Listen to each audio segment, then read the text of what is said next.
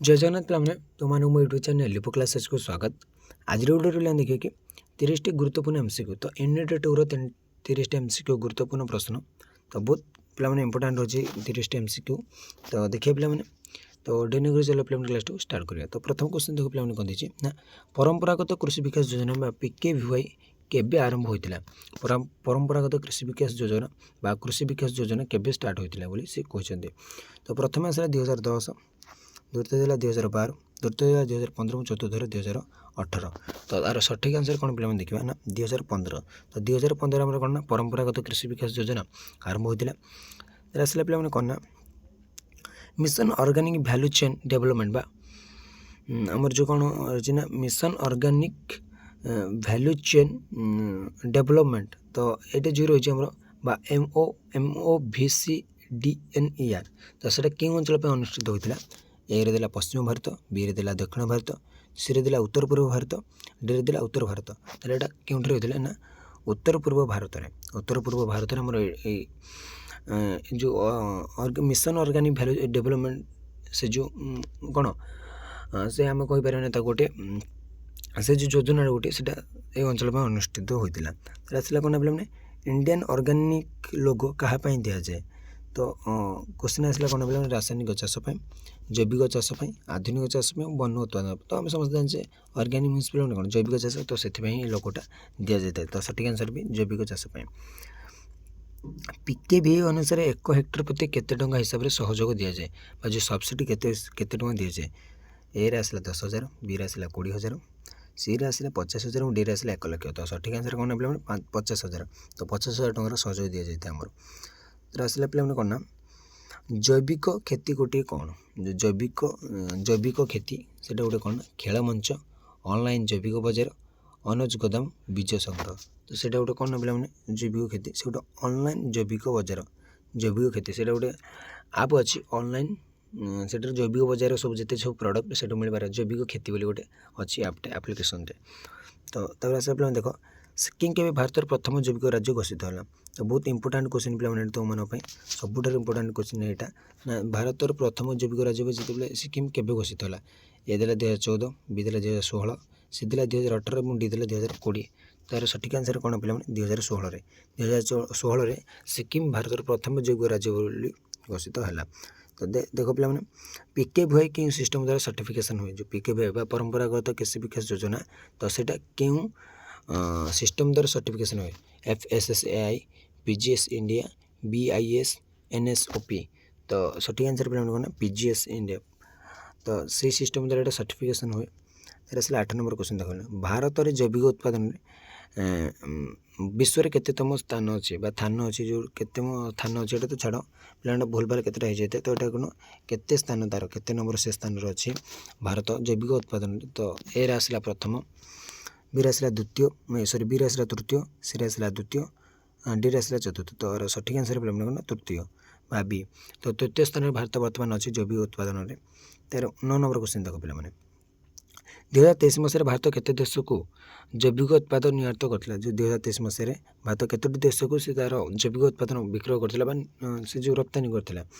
ए रे देला 25, बी रे देला 40 देश, सी देला 50, डी देला 60। तो कौन पे उत्तर जे सी 50 देश को तार जैविक उत्पादन से रप्तानी करता।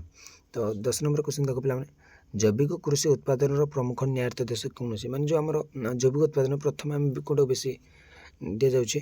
ए आसला ब्राजिल, बी आसला अमेरिका, सी आसला ऑस्ट्रेलिया एंड डी आसला कनाडा। तो सठिक आंसर पे अमेरिका। तो अमेरिका में बेसी टे दौचे कौन उत्पादन दौचे जैविक उत्पादन रप्तानी कर।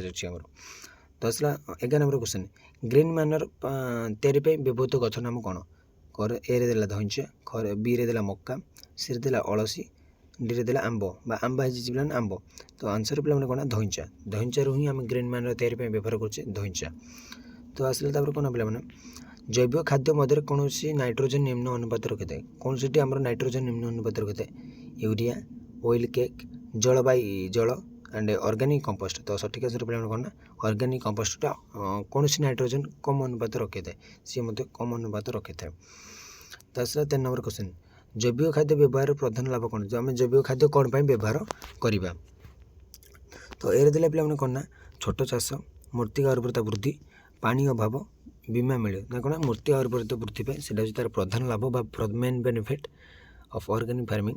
तार आसला पे कौन जैविक पदार्थ अधिक कौन उपादान थाए कौन पदार्थटा अधिक परिमाण थाए जैविक पदार्थ कौन उपादानटा अधिक रही है। ये आसला बोरन बीरे nitrogen C silicon D magnesium तो से कौन नाइट्रोजन अधिक परिमाण थाए जैविक पदार्थ। तापर आसला पे देखा बायो फर्टिलाइजर कौन काम करे तो बायो फर्टिलाइजर बा जैव उर्वरक तार काम कौन बीज चाष चाष पानी देवा मृत्तिकार प्रकृतिगत जीवन तार पोषक वृद्धि और धीरे धीरे आलोक संश्लेषण तो सठिक आंसर पे मृत्तिकार प्रकृतिगत जीवाणु द्वारा से पोषक वृद्धि करता है तार उर्वरक रक्षा करें किए आम biodynamic farming sorry bio fertilizer bio fertiliser.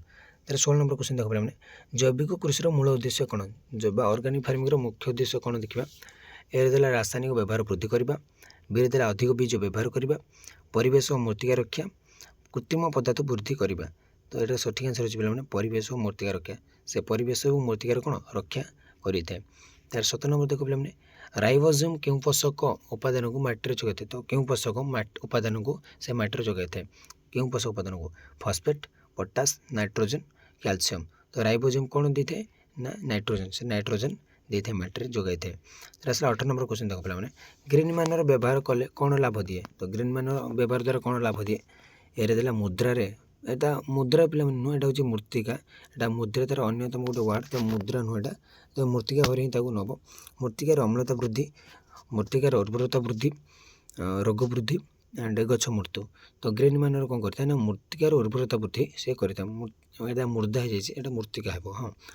19 number question देख पे जैविक कृषि प्रणाली क्यों उपादान पर निर्भर करे तो जैविक कृषि प्रणाली क्यों उपादान पर निर्भर करे ए देला रासायनिक उर्वरक बी देला प्लास्टिक मूलक द्रव्य तापर सी रे देला पे कौन प्राकृतिक और जैविक उपादान डी रे देला अत्याधुनिक यंत्र तार सठिक आंसर अच्छे पे प्राकृतिक और जैविक उपादान पर से कौन निर्भर करे। तो 20 नंबर क्वेश्चन देखिए पे जैव उपादान तैयारी होता खाद्य कौन कह जो जैविक उपादान जो खाद्य तैयारी होता है कह संरक्षित खाद्य आद्र खाद्य जैव खाद्य और विज्ञान खाद्य आम कह कौन जैव खाद्य तो सठिक आंसर पे कौन जैव खाद्य। तो 21 नंबर क्वेश्चन देखो इंडियन ऑर्गेनिक लोगो कौन पे प्रमाणित करे खाद्यर स्वाद खाद्यर सुंदर पैकेजिंग उत्पाद जैविक भाव में उत्पादित विदेश अणा जाइए तो सेटा हूँ सठिक आंसर उत्पाद जैविक भाव में उत्पादित कर गोटे कौन इंडियन ऑर्गेनिक लोगो बोली से दिजाई। तर आसला 22 नंबर क्वेश्चन आजोस्पेरिलियम बायो फर्टिलाइजर कार्य कौन जो आजोस्पेरिलियम रही बायो फर्टिलाइजर जैव उर्वरक तार कार्य कौन नाइट्रोजन बांधा फस्फरस गलाइबा पानी शोषण चिन्ह उत्पादन तो प्रथम हूँ नाइट्रोजन बांधा नाइट्रोजन फिक्सेसन हूँ कार कम ना आजोस्पेरिलियम कम। तो आसला 23 नंबर पे देख ग्रीन मैनर व्यवहार क्यों समय कराए तो देख पे चाष पूर्व 20 दिन धान चाष समय वर्षा शेष में तो सठिक आंसर पे कौन चाष पूर्व 20 दिन में आम कौन ग्रीन मैनर को व्यवहार करता।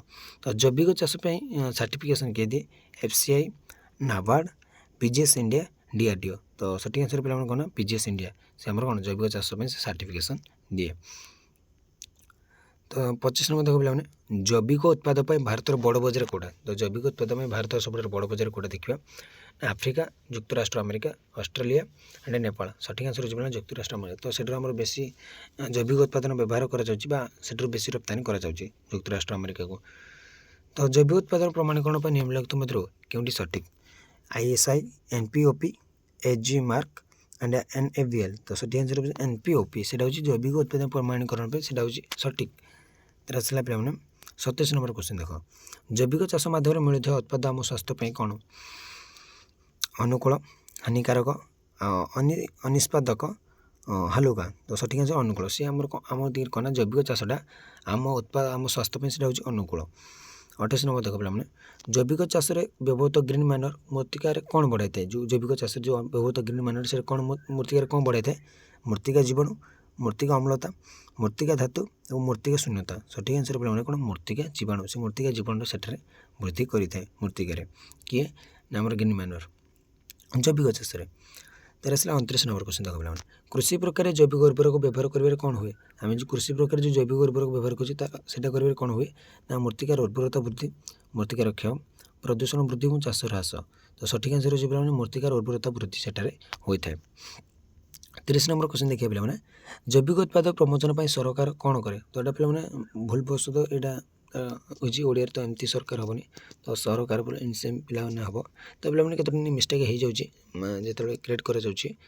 ତ ଏରେ ଦେଲା କୃଷକଙ୍କୁ ଅନୁଦାନ, ରାସାୟନିକ ଉର୍ବରକର ବିକ୍ରୟ, ବିପଣନ ନିୟମ କମ୍ କରିବା ଆଉ ପ୍ରଚାର ନ କରିବା। ତ ସଠିକ୍ ଆନ୍ସର୍ ଯେଉଁମାନେ କୃଷକଙ୍କୁ ଅନୁଦାନ କରିବା ହେଉଛି ଜୈବିକ ଉତ୍ପାଦନ ପ୍ରମୋଚନ ପାଇଁ ସେଇଟା ସରକାର ଗୋଟେ କାର୍ଯ୍ୟ। ତ ଆଜି ପାଇଁ ପିଲାମାନେ କ୍ଲାସ୍ ରଖିବା, ପରବର୍ତ୍ତୀ କ୍ଲାସ୍ରେ ଆମେ 1 ମାର୍କ କ୍ୱେଶ୍ଚିନ୍ ଦେଖିବା। ତ ଆଜି ପାଇଁ କ୍ଲାସ୍ଟି ରଖୁଛି, ଜୟ ଜଗନ୍ନାଥ।